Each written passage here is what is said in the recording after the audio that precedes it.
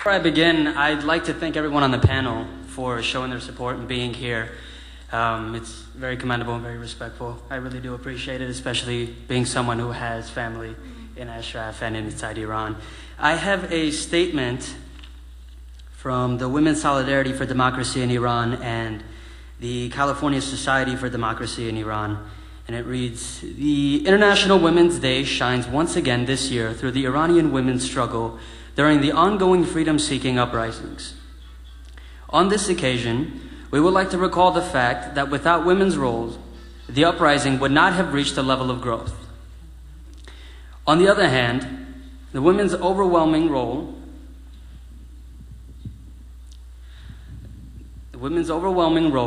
has steered the uprising towards removing the entire system of velayat faqih, which is the absolute clerical rule.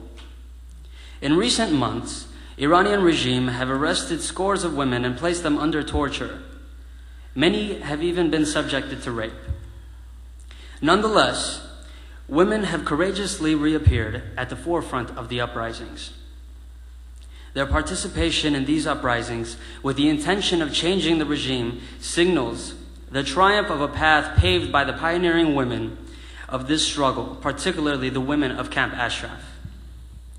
During the past 7 years, they have ably guided Ashraf under a barrage of attacks by the regime meant to destroy the camp.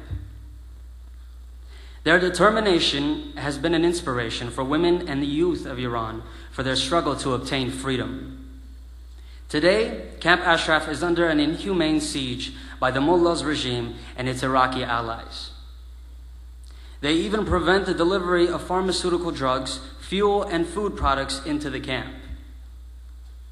In recent weeks, a number of agents of the regime's Quds forces have gathered at the main gate of Ashraf, threatening the residents repeatedly with renewed deadly attacks. We call to end this siege and to ensure that the protection of Ashraf is accepted by the United Nations. We condemn the clerical regime's crimes against demonstrators, particularly women who are subjected to the cruelest tortures such as sexual harassment. We support Iranian people's uprising to establish democracy, human rights, and women's rights." Once again, this is on behalf of the Women's Solidarity for Democracy in Iran and California Society for Democracy in Iran, who would also like to thank the Women's Association for Free Press in Washington, D.C. for their support of the women in Camp Ashraf. I was asked to say a personal message in regards to my family in Ashraf and my family in Iran. And I wrote something really quick. Most of what I wrote was actually on this statement, so I'll go right to the juicy parts. I have family in Ashraf, obviously, 17 members.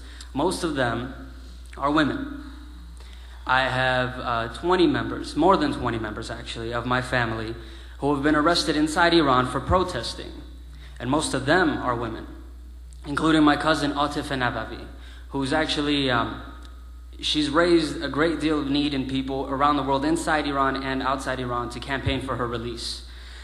But you see, it's the people, the women in Ashraf and the women in Iran that have proven that they're willing to risk everything, that they're willing to be arrested and put into the most treacherous situations and the most horrid circumstances for their freedom, for their rights. And the Iranian government can't do anything about it. They cannot quiet them down. You see, the Iranian government, the Islamic Republic of Iran, it's like a political oxymoron. It's like a storm. And it's sweeping across the prairies of Iranian women. You know, they beat, they batter, they torture, they kill, everything that you saw in the videos and more. But these women, they endure. And the feminist movements, the women's rights movements all around the world are a symbol of this also. Women enduring this pain. And that's what it is. It's not the power of inflicting pain that's great. It's the power of enduring it and prevailing.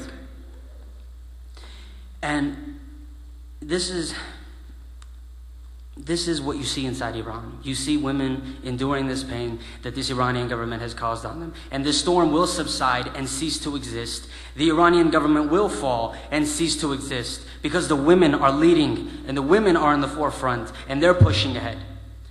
And it's because of them and everyone inside Iran that we pay respect to. It's because of the women inside Iran. It's because of the women of Ashraf, the women in my family, and the women like Atif and Navavi who are willing to risk everything.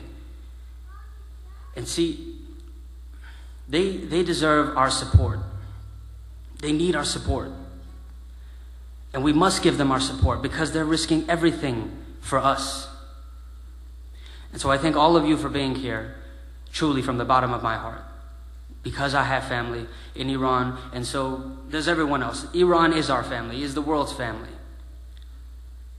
And once again, I thank everyone here on the panel for being here and showing your support. And I also thank everyone who shows our support from around the world. Really appreciate it.